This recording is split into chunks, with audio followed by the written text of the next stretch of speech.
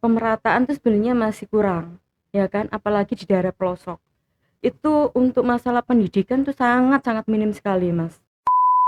Surabaya di kota, nggak mungkin, pendidikan mereka itu, rendah seperti Iya, itu baik. ya. Padahal sebenarnya tetap Tetap optimis, optimis, maju bersama Golkar. Golkar. Oke.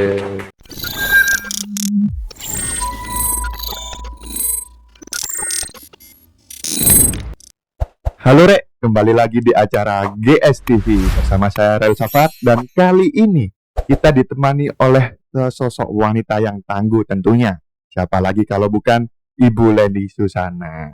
Gimana Ibu Leni kabarnya? Alhamdulillah Mas, sangat baik hari ini dan tetap semangat. Tetap semangat nggih Bu nggih. Oke, gimana Ibu waktu perjalanan ke sini? Apakah ada kendala atau gimana nih Bu? Alhamdulillah sih karena memang cuaca hari ini panas sekali ya, karena mungkin kemarau panjang ya. Jadi kalau sekitar jam 12 itu terasa banget sangat-sangat, eee, udaranya sangat terasa sesak banget. Iya. Tadi waktu saya juga perjalanan ke sini kena teriknya matahari tuh agak gimana gitu ya Bu ya. Iya, bener. Oke, untuk mengawali obrolan kita kali ini Bu, Iya. aku pingin tahu gimana sih kesibukan Ibu sendiri sebagai ibu rumah tangga atau gimana nih Bu? Iya, saya bercerita sedikit ya. Oke, boleh Selain Ibu. saya itu sebagai ibu rumah tangga, Baik. dengan 3 orang anak dan anak saya itu cowok semuanya, Mas. Cowok semua. Kebetulan cowok semuanya, saya dianugerahkan 3 cowok.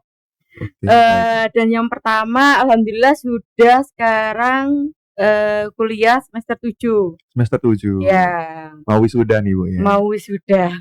Mudah-mudahan segera ya, Mas, ya. Amin. Kemudian yang nomor 2 itu harusnya kuliah, Mas. Kuliah. Karena kemarin, anaknya sakit dan barusan pasca operasi ini Operasi iya, nggih Bu. jadi, untuk saat ini masih berhenti dulu, Berhenti mungkin dulu. lanjut tahun depan, Oke. baru saya kuliahkan lagi gitu. Dan yang nomor 3 itu SMA, Mas. Oke, Ya, SMA di mana nih Bu? sudah SMA kelas 1 sekarang di, Wahid Hasyim. Bukit Hasim, Ya, baik. memang sengaja saya taruh di SMA Islam, karena di sana kan memang, apa ya, selain mendapatkan pendidikan formal, di sana kan juga mendapatkan pendidikan yang Nggih, baik. agamis seperti itu, gitu. Selain itu, saya juga aktivitas saya sehari-hari, saya seorang guru. Orang Ya, guru gitu. saya mengajar ekskul Science and Robotics gitu. Keren Banyak banget. sekolah swasta. Di antaranya ada Darut Taqwa, Al Azhar tuh seluruh Surabaya. Oke. Ya, kemudian, di MTS Jabal Nur ini saya tiap hari karena di sana sebagai kurikulum sekolah, kegiatan intrasekolah masuk kurikulum wajib. Jadi setiap hari Senin sampai Kamis saya harus ngajar di sana. Oke. Iya, kemudian kalau siang baru saya lanjut di sekolah yang lain. Makanya saya, sangat-sangat repot sekali tiap hari, karena selain pagi di sekolah ini yang SMP, kemudian siangnya saya juga lanjut lagi, begitu. Oke, baik. Iya. Mungkin dari kesibukan Ibu yang sangat padat nih Bu tentunya. Gimana sih cara Ibu mengatasi dengan kegiatan yang sangat padat tersebut Bu? Ya, saya tetap semangat, Mas, karena apa ya, saya kepingin jadi perempuan sekarang itu janganlah hanya perempuan yang, tergantung sama suami. Jadi saya bagaimana saya meskipun perempuan dengan keterbatasan saya ya, selain sebagai ibu rumah tangga, saya juga, harus bekerja, begitu. Oke. Dan, pekerjaan saya itu kan juga, apa ya, di sini kita tidak hanya memberikan ilmu kepada murid-murid kita, Hmm. tapi kita juga mendapatkan banyak ilmu di situ, Mas. Sama-sama belajar gitu ya Bu. Sama-sama belajar. gitu. Oke. Mungkin apa tentunya yang membuat Ibu yakin nih untuk nyalek? Tapi sebelum menjawab, mungkin para penonton di rumah ingin tahu nih, Ibu nyalek ke dapil berapa nih? Oke, ya. Sebenarnya saya, nyalek ini itu bukan pertama kali. Oke. Iya, jadi saya awal mula di tahun 2019 saya juga sempat mencalonkan diri.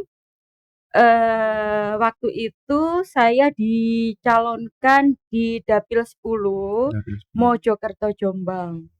Oke. Iya, jadi saya ikut di provinsi waktu itu. Hmm. Dengan keterbatasan, eee, saya waktu itu, baru pertama itu ya kan, kemudian saya juga di parpol itu juga belum lama, Mas. Oke. Awalnya kan begini, saya ikut di organisasi parpol, ya Oke, kan, Ibu. awal mula di Al-Hidayah. Kemudian selain di Al-Hidayah, kemudian saya juga di GP MKGR. Kemudian dari situ saya dikenalkan, ya kan, di saya sering aktif, sering ke DPD seperti itu. Akhirnya Hmm. saya membantu begitu awalnya. Kemudian, eee, saya dengan tanpa sengaja kemudian saya dicalonkan sebagai caleg dari dapil tersebut, Oke. gitu.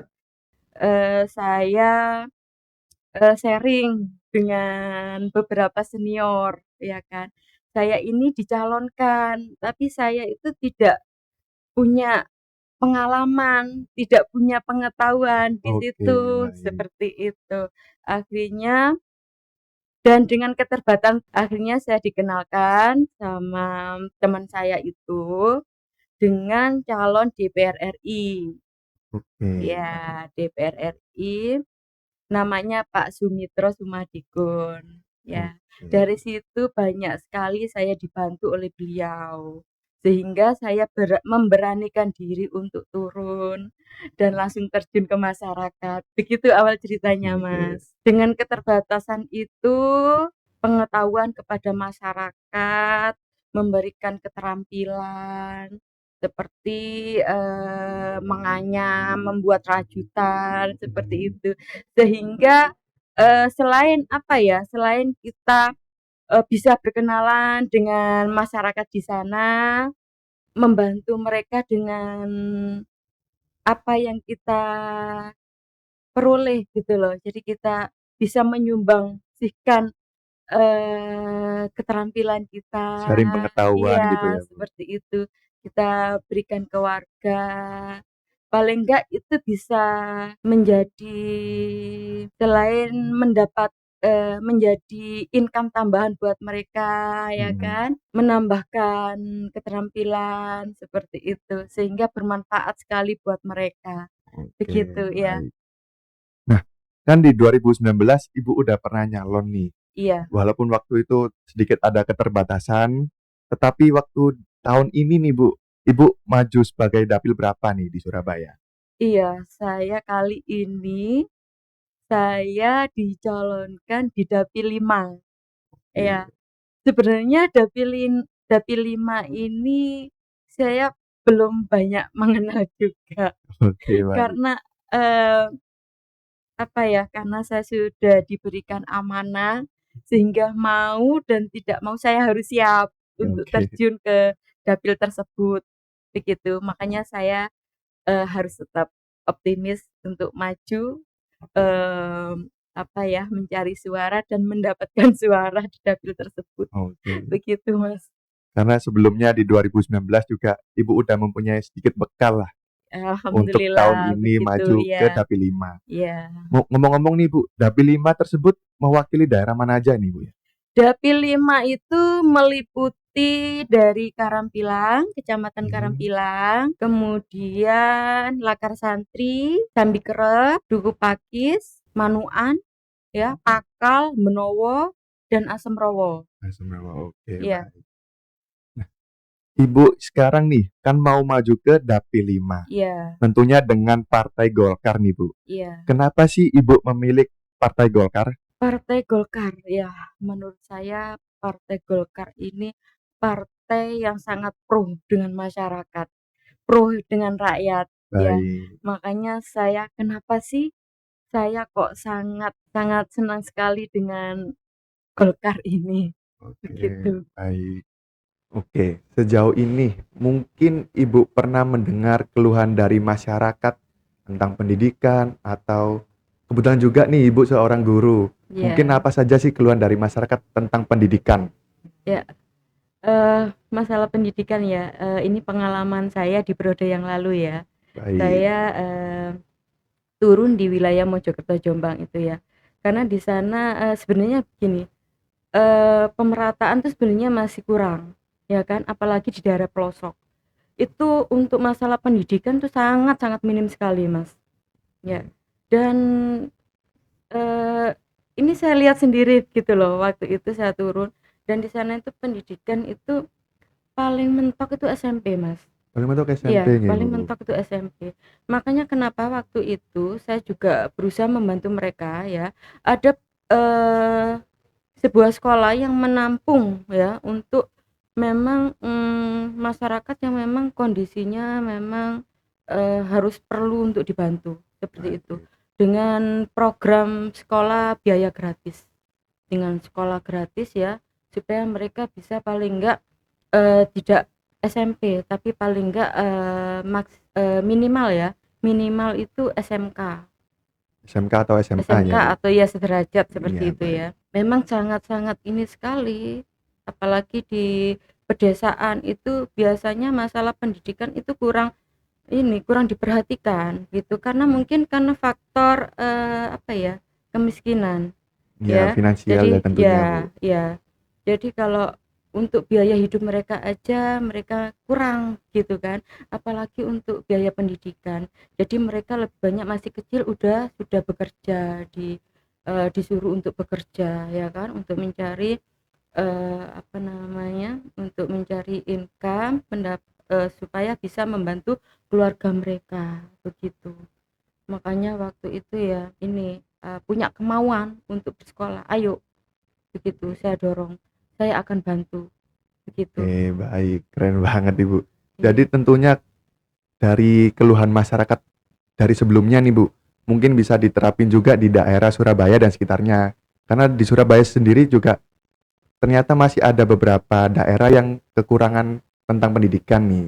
iya, bener sekali Mas, memang ya karena mungkin Surabaya ya, Iya, kayaknya kalau orang, bilang, "Oh Surabaya di kota," nggak mungkin pendidikan mereka itu, rendah seperti iya itu baik. ya. Padahal sebenarnya banyak sekali memang harus diperhatikan untuk masalah pendidikan sendiri, begitu. Saya ini sangat prihatin sekali kalau melihat anak-anak jalanan seperti itu ya. Iya, Mereka harusnya ini sekolah, tapi mereka kenapa kok harus mencari uang ya untuk kebutuhan keluarganya. Ya ini saya sangat aduh, apa nggak ada ini, inisiatif dari pemerintah bagaimana untuk mengatasi masalah ini, begitu. oke. Ya.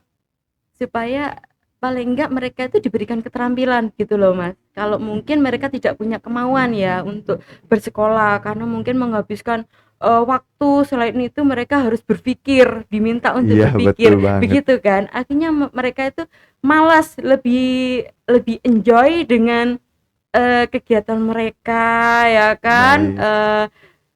apa ya, mungkin ya karena mereka masih dengan anak seusia segitu itu sebenarnya belum bisa berpikir untuk masa depan, Iya, begitu ya. baik. Yang mereka perhatikan, oh kesenangannya aja, oh saya Mhm, harus bermain-main, seperti itu ya. mhm. Makanya itu, harus kita perhatikan sih sebagai apalagi saya ya, yang Baik. mungkin nanti, dicalonkan sebagai calon legislatif di Kota Surabaya Iya, ini yang betul. kan. Ya saya harus paling enggak, mmm, juga ikut terlibat untuk bisa mengatasi masalah itu. Oke, Seperti itu, Mas. baik. Nah, Kalau seumpama rezekinya nih Bu, Iya, Ibu jadi terpilih di Dapil 5 tersebut, mungkin iya. apa progres terbesar dari Ibu Leni tersendiri? Oke. Kalau saya memang ya eh, Tuhan mengizinkan ya, Baik, tentunya saya sampaikan tadi ya kan, iya betul. saya harus memperhatikan pendidikan untuk anak-anak ya kan. Mereka itu sebagai generasi penerus bangsa ya kan, jangan sampai mereka terlena. Mereka harus kita berikan keterampilan paling enggak untuk masa depan mereka. Mereka harus siap menjadi orang dewasa. Oke. Karena generasi muda sekarang itu banyak yang kreatif dan tentunya inovatif yang sangat luas dia Bu ya. Harusnya seperti itu, tapi Iya tidak betul. semuanya. Iya karena Iya, kurangnya kesetaraan dari pendidikan tersebut nih Bu. iya. Eh, memang sih anak sekarang memang lebih pinter, lebih kreatif. Sebenarnya memang iya. Cuman di sisi yang lain kita harus memperhatikan dua sisi ya, Mas ya. Kita Oke. jangan hanya oh, saya memang sekarang itu pendidikan untuk sebagian memang sebagai prioritas, ya kan? Baik. Tapi di sisi lain itu mungkin kebalikannya Oke, baik Bu. begitu. Dan ya itu mereka itu harus diperhatikan sebenarnya. Yang memperhatikan siapa? Ya harus kita, Mas. Ya, Baik. karena kita ini sebagai orang tua ya. Kalau mereka itu belum punya banyak gambaran Mhm. gitu kan untuk masa depan mereka. Nah, seumpama nih Bu, amit-amit saja, Mm-mm. kalau nantinya Ibu tidak terpilih, apakah Ibu tetap melanjutkan kegiatan sosial tersebut dan tetap berada di Golkar atau malah Iya, sebaliknya nih Bu? tetap dong. Iya, Tetap. saya tetap meskipun saya hanya sebagai orang biasa, masyarakat biasa ya kan, saya tetap em, dengan ilmu yang saya punya ya kan, saya harus eh, paling enggak hidup saya ini bisa bermanfaat buat orang lain. Iya Betul kan? Bu. Buat mereka yang mereka itu sudah saya anggap seperti anak saya sendiri. Mereka juga harus saya perhatikan Karena gitu. kita juga sebagai masyarakat kembali lagi ke masyarakat lagi Iya, ya Bu. iya gitu. Jadi memang saya sangat ini sekali sih sama mereka, apalagi sekarang tuh udah SMP ya kan, pakai narkoba ya kan. Iya, Kemudian sampai jadi pengedar akan baik. masuk udah dengan umur sekian mereka harus menghabiskan waktunya di jeruji besi ya Mhm. kan. Bagaimana masa depan mereka ya itu loh. Tentunya mereka juga perlu pertolongan dari kita-kita Iya untuk benar sekali. membimbing Iya gimana ke sangat ya. depannya atau Ya pendidikannya gitu. sebenarnya itu harus ada ya dari pemerintah itu sosialisasi. Memang sulit sekali, sulit sekali tapi ya paling enggak ya apa ya, bagaimana caranya kita untuk bisa mengentaskan ini anak-anak yang apa seperti anak-anak jalanan itu menjadi memang anak-anak yang punya banyak manfaat ya kan, Baik. punya nanti akhirnya punya masa depan yang cerah gitu loh. Memang harus diberikan pendidikan, harus sering-sering kita sosialisasikan gitu loh. Tentunya yang kita lihat jiwa dari Ibu Leni itu sosial sekali ya teman-teman dia. Mungkin nih Bu, kayaknya kita udah sampai di penghujung acara. Mungkin Ibu bisa menyampaikan pesan-pesan kepada teman-teman yang lagi nonton di rumah nih.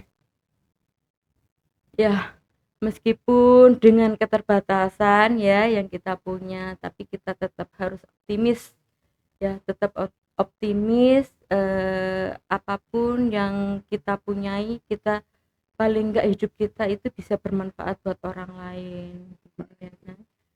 Eee, tetap optimis, maju bersama Golkar. Oke.